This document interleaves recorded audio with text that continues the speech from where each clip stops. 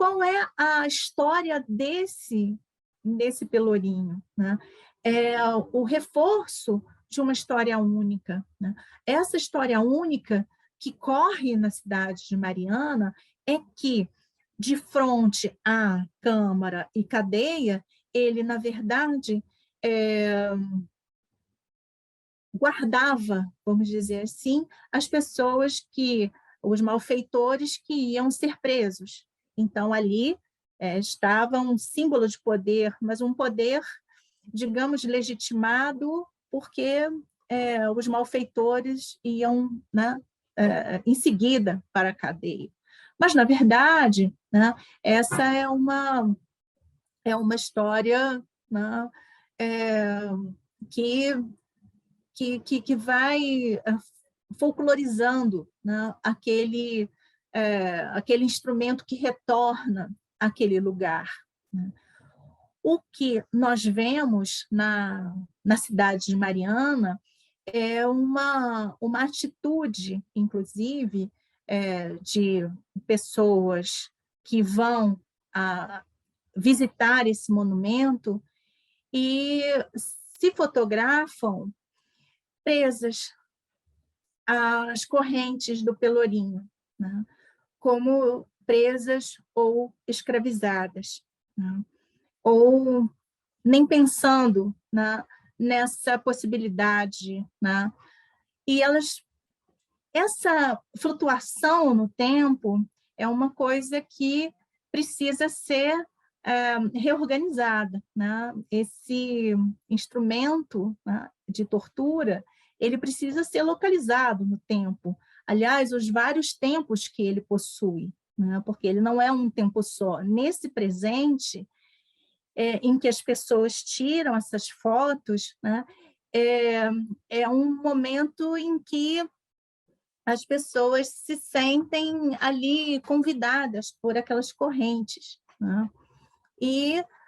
Mas elas precisam também saber dos outros tempos desse instrumento, da década de 80, quando ele volta, né, entre aspas, volta para a Praça Minas Gerais, né, reorganizado, né, reconstruído, né, e reimaginado, né, como instrumento de poder em frente à Câmara, né, e aquele instrumento que serviu, né, de poder do colonizador, do explorador, né, em relação às pessoas escravizadas, né, de uma antiga Mariana, né, da região de exploração do minério, né, e que recebeu um número enorme de pessoas escravizadas.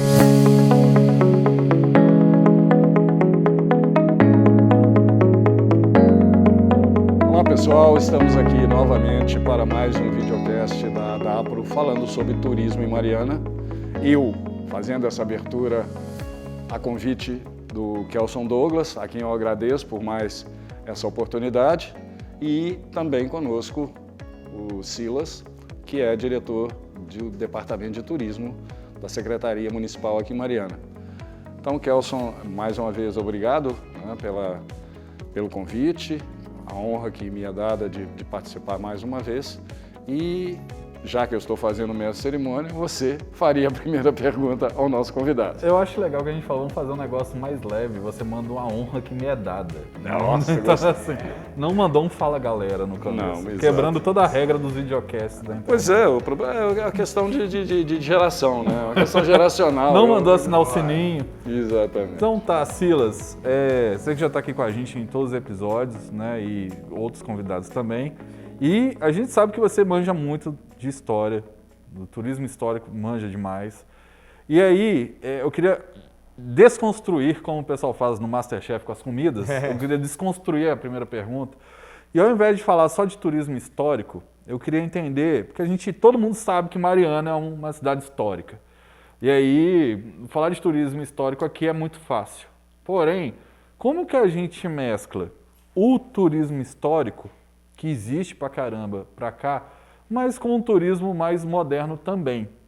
Como que funciona essa ideia do turismo histórico com o que existe de modernidade? Até porque a gente precisa atrair turistas novos, turistas mais jovens. Como que isso funciona para uma cidade histórica? Fazer essa junção de patrimônio histórico com modernidade dentro da atividade turística vai muito por uma questão da gente usar essas ferramentas que existem hoje em modernidade, que você pode tornar esse patrimônio de uma forma melhor divulgado, melhor visitado, melhor sinalizado.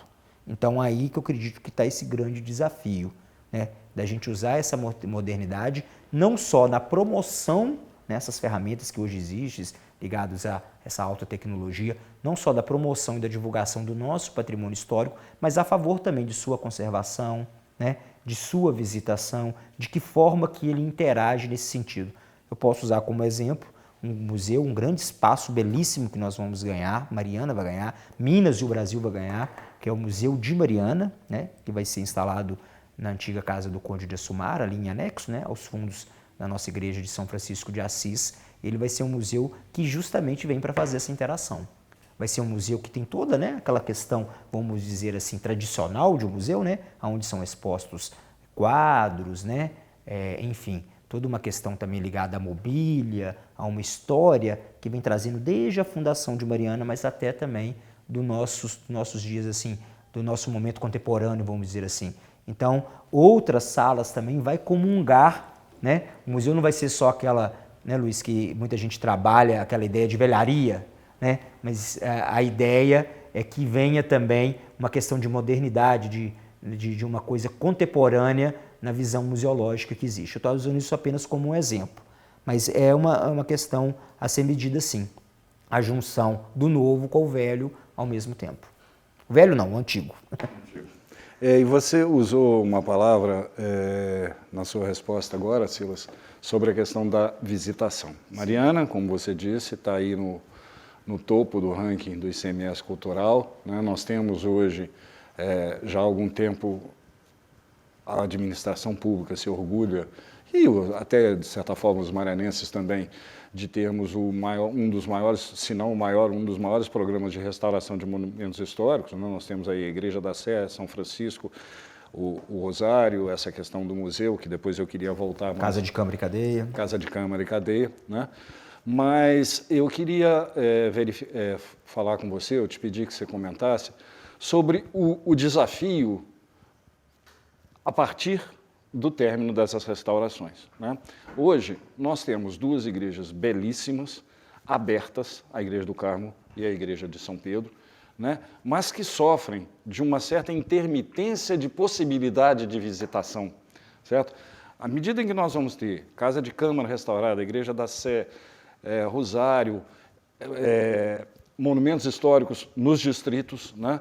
Como é que a administração está se preparando para efetivamente não frustrar o turista que, com todas essas modernidades, se desloca e de repente ele chega e diz, está fechado, né? Como é que vocês estão se preparando para esse pós-restauração, ou seja, usufruir desse bem, dessa maravilha, desses monumentos restaurados e plenos para a visitação? Que acontece? Esses monumentos são de propriedades da Arquidiocese e suas paróquias. A Arquidiocese de Mariana ela vai muito mais além.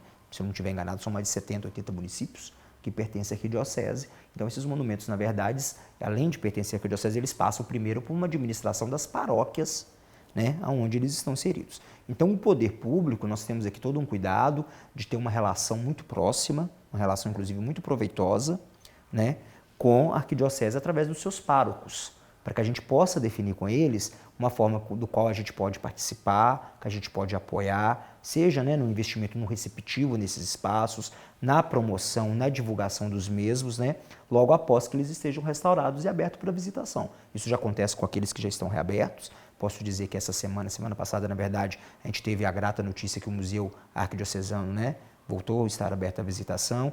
A Igreja de São Pedro, como você falou, está para voltar agora, ainda vai ser aberta. Do Carmo já voltou há mais tempo, né? A Igreja de Nossa Senhora do Rosário, um processo magnífico de restauração, vai ser entregue agora, no final do ano, no mais tardar agora, na primeira quinzena de dezembro. Acredito eu, está só definindo a data, né? Que ela vai ser reaberta não só para as questões litúrgicas, né? Para as missas e todos os eventos religiosos que lá vão acontecer, como todas as outras igrejas, mas também para a visitação turística, né? Igreja de São Francisco de Assis, Casa de Cama de Cadeia, só em meados do ano que vem, mas para o final também eu aconteço. Mas Mariana vai receber esses monumentos, eu diria que sim, totalmente restaurados, totalmente belíssimos, né, para que o turista possa visitar. Mas a sua colocação é muito positiva, Luiz. Muito importante, na verdade, porque o turista procura esses monumentos. Se você chega aqui num determinado dia, não está fechado, ou abre um horário muito, né, desregular, vamos dizer assim, hoje abriu de manhã, mas amanhã só abre à tarde, ou coisa do tipo, isso realmente desanima. Então, o nosso compromisso é firmar com essas paróquias, é firmar com a diocese um horário fixo, dias fixos de abertura, né, para que a gente possa, de uma forma inovadora, como o Kelso mesmo disse, né, usar uma questão tecnológica, o turista possa adquirir o seu ticket, o seu voucher de visitação, até mesmo antes de chegar na cidade, possa ter aí uma visita casada, né? Você pode visitar o monumento em Ouro Preto e em Mariana, com o mesmo ingresso, vamos dizer assim, né? Você pode visitar uma igreja e um museu também dentro de um mesmo pacote. Então a nossa ideia é fazer roteiros inteligentes, né? Porque o turista tem muito se já entrei numa igreja, por que eu vou entrar nessa?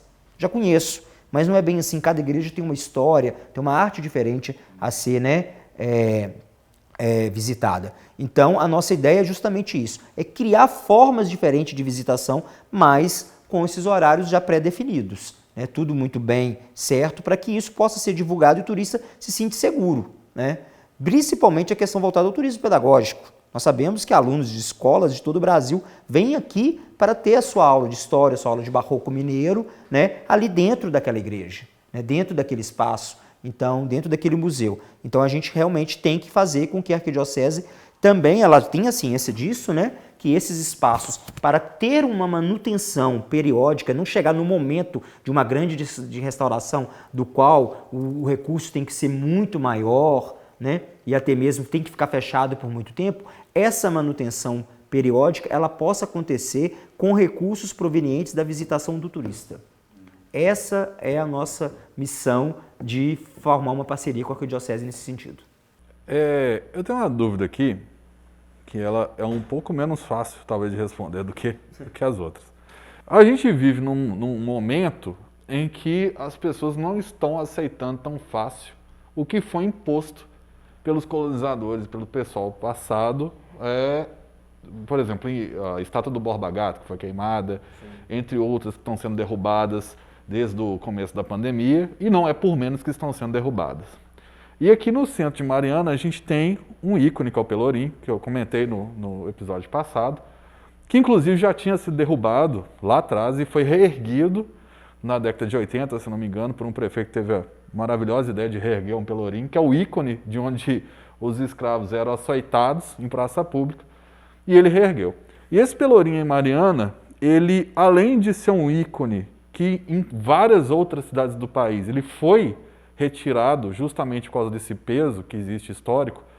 Se eu não me engano, o de Mariana, além do de Mariana, só existe mais um no Brasil que continua como era antes, o resto foi mudado, Porto Alegre foi mudado, vários outros lugares. Mas esse de Mariana, além dele ter sido reerguido e colocado uma peça que nem existia antes, se eu não me engano, nele, esse de Mariana, ele não explica para o turista o que de fato acontecia ali. Ele tem uma explicação que não fica tão bem à vista e o entorno também não explica tanto. Se não vai um turista com um guia ali para explicar a história, ele não fica muito sabendo. E ainda tem a questão social que as pessoas tiram fotos no Pelourinho imitando os escravos sendo açoitados, só que como se fosse a Disney. A gente tem várias fotos no Google que é isso. Um turista branco chegando e fingindo que é escravo naquele Pelourinho, o que claramente não colabora nem com a história da cidade e nem com o peso daquilo ali. Existe, depois dessa história toda do turismo histórico, a gente tem algum projeto em Mariana, que eu sei que vira e mexe tem algumas questões que são levantadas sobre o Pelourinho, mas existe algum projeto que de fato fale e dê o verdadeiro peso histórico dos lugares?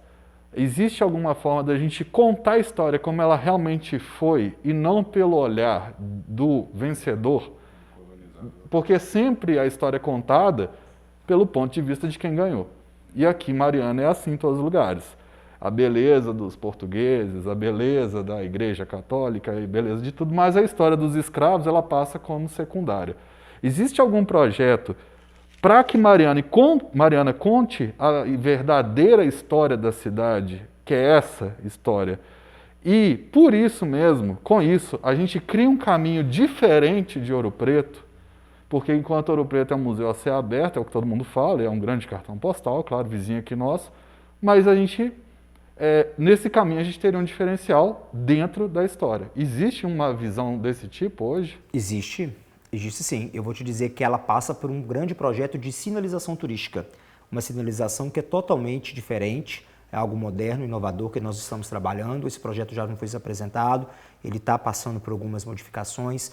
Ele provavelmente, de início, ele foi apresentado por uma questão que ele poderia ser executado através de recursos ligados à mineradora, via alguma lei de incentivo ou coisa do tipo, ou até mesmo uma execução direta, né, por recursos vindos diretamente de uma das mineradoras, mas hoje eu acredito que talvez ele seja executado, né, esse projeto seja realmente, enfim, vamos dizer assim, posto em prática pelo próprio município, né? Não posso te dizer agora, nesse momento, como que isso vai chegar ao fim. Algumas possibilidades estão sendo estudadas, mas esse projeto de sinalização ele vai muito mais além do que colocar uma placa e uma setinha, igreja a tantos metros, né, museu, né, na rua X ou tal.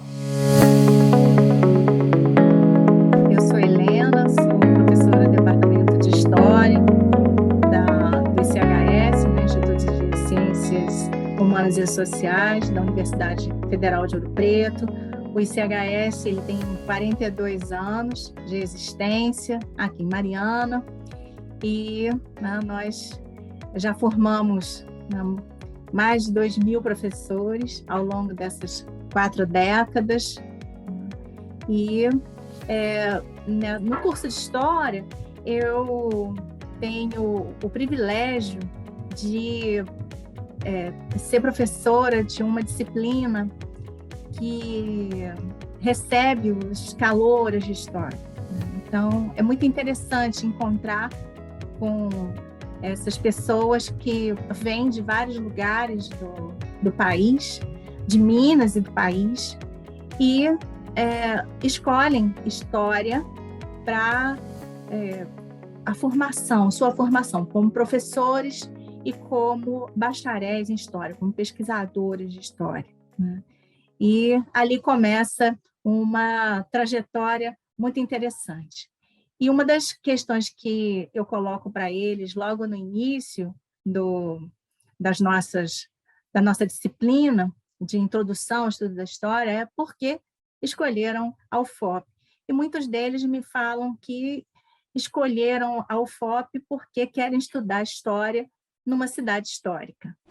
Bom, quando a gente sai, né, de Belo Horizonte, por exemplo, e vai se aproximando de Mariana, a gente vai vendo, né, várias placas, né, cidade histórica, a Primaz de Minas, museu a céu aberto, bem-vindo a Mariana, a primeira capital de Minas Gerais. Então, nós somos preparados a um clima, né, de uma viagem no tempo, né, uma cidade do passado, vamos dizer assim, né? E quando nós chegamos a Mariana, uma das entradas principais, quando se chega de Belo Horizonte, por exemplo, é o centro histórico, né? Então, uma cidade é sempre um espaço de muitas temporalidades. Mas quando nós somos preparados dessa forma, né, o que nós queremos encontrar ali, né? O que nós vamos encontrar? Somos praticamente jogados, vamos dizer assim, numa cidade do passado, né? Numa cidade que, digamos, envolta num clima de passado, né? De uma impressão de passado. Então, eu fico imaginando que o cidadão marianense também viva esse conflito, né, muito grande. E nós sabemos que uma cidade é um espaço de muitas temporalidades. O cidadão marianense vive essa dinâmica, né, entre o passado, presente e essa projeção também para o futuro. Esses espaços, eles vivem, né, essa dinâmica, esse conflito, né, esse cidadão marianense que vive, né, com uma projeção para esse passado, que parte da receita do município, por exemplo, vem de uma exploração desse passado, né, e parte da receita vem também desse passado através de uma forma econômica tradicional da mineração, né, tradicional nesse sentido né, de perdurar, né, desde o passado até hoje, né? É claro que não da mesma forma, evidentemente, né, mas o presente, né, como essas duas temporalidades se articulam, né? Essa cidade histórica, esse centro histórico, ele abriga esse cidadão marianense, esses casarões e essas ruas, né? São do visitante externo, essas ruas e esses casarões abrigam exposições e uma programação constante para esse visitante local, né? Como os centros históricos de outras cidades, né? Essa é uma pergunta que eu acho que também pode se colocar para essa dinâmica, né, passado, presente, dessas temporalidades, né? Então, toda cidade, ela, em alguma medida, é histórica, né? Porque mesmo os lugares mais novos de uma cidade, esses lugares eles têm história, né? Eles são construídos historicamente, os seus cidadãos têm história. Mas ali, né, numa cidade como Mariana, né, que preocupada, né, e construída, né, uma imagem em relação a esse conjunto de patrimônio, né, e vive também parte em torno disso, é muito importante para ela, né, que se coloque para o seu cidadão, né, essa possibilidade, né? Esse patrimônio, né, pertence também ao cidadão, e não apenas ao cidadão que vem de fora, né? Então, a cidade é um espaço público, né, que pertence ao cidadão, é um espaço, né, de vários locais, e esse cidadão, ele deve, né, não só, né, trabalhar e viver nessa cidade, né, morar nessa cidade, mas ele deve ocupar os espaços dessa cidade, deve ter o direito à cidade, né? Inclusive o patrimônio histórico, né? O patrimônio histórico, ele não é um lugar de visitação externa, mas um lugar de permanente ocupação do cidadão, né? Para que ele também não fique flutuando no tempo, como se estivesse um pouco perdido, né, nessa nomenclatura de cidade histórica, ou como se ele estivesse se sentindo um cidadão entre tempos, né, como se ele estivesse ali perdido entre o passado e o presente. Bom, essa questão dos monumentos, né, e das estátuas nos últimos anos, né, da derrubada das estátuas, é uma questão muito, muito interessante, é um movimento muito interessante, é um movimento que a gente pode dizer que como é muito dinâmico. Então, e não é só recente, nós vemos a retirada de estátuas e de monumentos ao longo da história, né? Então, não é um desconhecimento, necessariamente, e também não é algo que passa ao largo, né, sobre uma estatuária, né, sobre as imagens, né, que estão colocadas pelas cidades e ruas, né?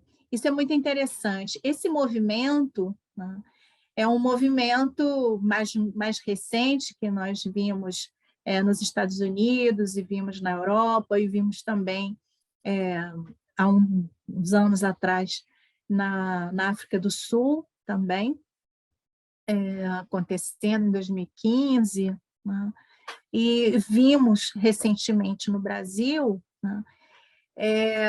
É um movimento muito interessante, né? Que colocou um debate, né, no Brasil, que é exatamente sobre o lugar da história, né? E não necessariamente sobre o conhecimento do passado, né? História e passado são duas coisas diferentes, mas como, né, a população, como os cidadãos estão se relacionando, né, com essa projeção, né, com essa projeção. Então, a história, né, ela é muito dinâmica, né, e essa relação passado-presente, ela é muito dinâmica. Então, pós-88, nós temos uma complexificação, né, e uma abertura de problemas que trouxe justamente para o debate um leque muito maior, né? E a gente pode dizer que essa história única no Brasil, né, ela vai perdendo a sua força à medida em que nós temos, né, uma força muito grande das chamadas minorias, que, na verdade, é a maioria minorizada, né? Essas minorias se colocando, né, também nesse debate público, né, que é muito importante, né? Então, por exemplo, o que é, né, uma estátua, por exemplo, de um bandeirante, né? Então, o que essa força, né, contrária, que é a derrubada dela, né, significa, né? Acho que é interessante a gente pensar dessa forma. O que a derrubada dessa imagem, desse monumento, significa, né? E se a gente, né, for pensar no exemplo de Mariana, a gente tem um exemplo assim que é complicadíssimo, que é um pelourinho, né? E é um pelourinho cheio de especificidades, né? Já não bastasse ser um pelourinho, é um pelourinho que eu poderia dizer uma imitação de pelourinho. Então, não bastasse ser um instrumento de tortura, né, que existiu, né, ele foi retirado de uma praça importante da cidade de Mariana, a Praça Minas Gerais, que fica em frente à Câmara de Vereadores, antiga Câmara e Cadeia, né, também onde há duas igrejas, né, e ele foi retirado de lá há quase 100 anos, em torno de 100 anos atrás, e na década de 80, ele foi refeito. Ele foi refeito com detalhes que o antigo não tinha, não possuía, foi perdendo, né? Então, o que nós temos aí é algo muito inédito, né? Uma reconstituição de um instrumento de tortura. E qual é a história desse pelourinho, né? O reforço de uma história única, né? Essa história única que corre na cidade de Mariana é que, de frente à Câmara e Cadeia, ele, na verdade, guardava, vamos dizer assim, as pessoas os malfeitores que iam ser presos. Então, ali estava um símbolo de poder, mas um poder, digamos, legitimado, porque os malfeitores iam, né, em seguida para a cadeia. Mas, na verdade, né, essa é uma história, né, que vai folclorizando, né, aquele instrumento que retorna àquele lugar, né. O que nós vemos na cidade de Mariana é uma atitude, inclusive, de pessoas que vão visitar esse monumento e se fotografam presas às correntes do Pelourinho, né, como presas ou escravizadas, né, ou nem pensando, né, nessa possibilidade, né? E essa flutuação no tempo é uma coisa que precisa ser reorganizada, né? Esse instrumento, né, de tortura, ele precisa ser localizado no tempo. Aliás, os vários tempos que ele possui, né? Porque ele não é um tempo só. Nesse presente, em que as pessoas tiram essas fotos, né, é um momento em que as pessoas se sentem ali convidadas por aquelas correntes, né? Mas elas precisam também saber dos outros tempos desse instrumento, da década de 80, quando ele volta, né, entre aspas, volta para a Praça Minas Gerais, né, reorganizado, né, reconstruído, né, e reimaginado, né, como instrumento de poder em frente à Câmara, né, e aquele instrumento que serviu, né, de poder do colonizador, do explorador, né, em relação às pessoas escravizadas, né, de uma antiga Mariana, né, da região de exploração do minério, né, e que recebeu um número enorme de pessoas escravizadas. Então, informar, né, o que é aquele instrumento, né, informar sobre os inúmeros pertencimentos dele no tempo é de uma urgência incrível. Perto da rua onde eu trabalho, tem uma loja, na verdade, um ateliê de fábrica de asas, né? Tem uma fábrica de asas, um ateliê que fabrica asas. Eu acho isso um encanto, né? Qual a outra cidade, se não Mariana, que vai fabricar asas de anjos, né? Por conta da coroação de Maria, né? No mês de maio. Então, isso é realmente incrível. Só Mariana, né? Isso é comum, é normal, né? Então, os cidadãos estão completamente acostumados a essa loja, a esse hábito, a esse costume tão antigo, né? Mas uma, uma, quais são as outras possibilidades, né? Quais seriam essas outras possibilidades para Mariana? E que se distinguiria, né?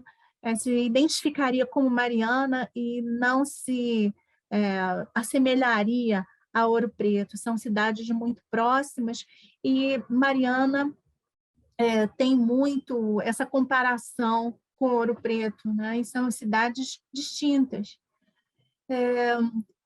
Mariana tem muito potencial, né, digamos assim, de um conhecimento, de um turismo que seria um turismo histórico, né?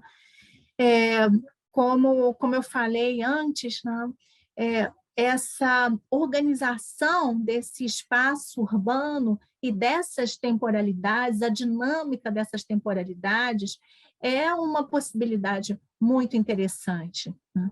Então, não só os prédios, ou seja, a reforma das igrejas, claro que é muito importante, porque ela também pertence a esse processo de construção da identidade da cidade no tempo, mas esse urbano também, né?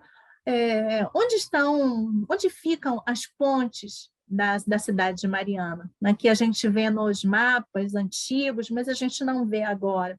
Aquela capela, por exemplo, que a gente vê, que se diz que ali começou Mariana, mas a gente só consegue enxergar essa capela passando pela linha férrea que liga Mariana a Ouro Preto, né? A linha férrea turística. As fábricas, por exemplo, que foram abandonadas, então tem esse patrimônio industrial, né, que estão ali deixados. Né? Por que esses locais eles não são transformados em espaços para que o cidadão, né, possa, o cidadão marianense possa desfrutar, né? Para que o cidadão marianense possa se pensar também nesses lugares, né? Possa ir ao encontro dessa Mariana que é muito diversa, né? Que nesse processo todo, ao longo do tempo dessas centenas de anos que essa cidade possui, ela foi se organizando economicamente, que foi uma cidade que uma cidade que vem vivendo da mineração, mas não só. Né? É uma cidade que também teve outras iniciativas econômicas e foi deixando, né? Foram deixando os vestígios, né? E que a gente encontra, né, por aí, pela paisagem urbana, né? Tantos e tantos vestígios. Então, esse pertencimento, né, ao espaço urbano é importante. Né? E essa organização dessas temporalidades é um potencial turístico importantíssimo, né, para o cidadão marianense e para esse visitante, próximo ou distante. Né? O conhecimento dessas camadas, né, do espaço urbano, né? O que foi Mariana e como essas camadas da cidade elas foram se formando. Né? Essa espécie de arqueologia histórica da cidade de Mariana. Esse é um enorme potencial para o turismo histórico de Mariana. E uma coisa que me causa muita curiosidade, eu como historiadora, né, como professora de história, eu tenho muita curiosidade em saber o que o cidadão marianense quer saber sobre sua própria história. Então, depois dessa união do Brasil com o Egito, que foi da modernidade com a história aqui, a gente encerra mais um episódio do videocast da DAPRO. Quer falar alguma coisa, Silas, antes da gente fechar? Não. Eu acho que essa questão patrimonial ela tem que ser trabalhada dessa forma mesmo. Né? Não ficar ligado só aos ícones antigos, né? A gente tem que trazer ela para o mundo moderno, saber unir o antigo com o novo, né? E contextualizar também. Justamente, contextualizar, colocar isso tudo no mesmo balaio. É isso aí. Então espero todos vocês no próximo episódio, onde eu vou estar aqui de novo, junto com o Luiz e junto com o Silas e mais outros convidados que vão aparecer pela internet aí também. Até lá então. Valeu.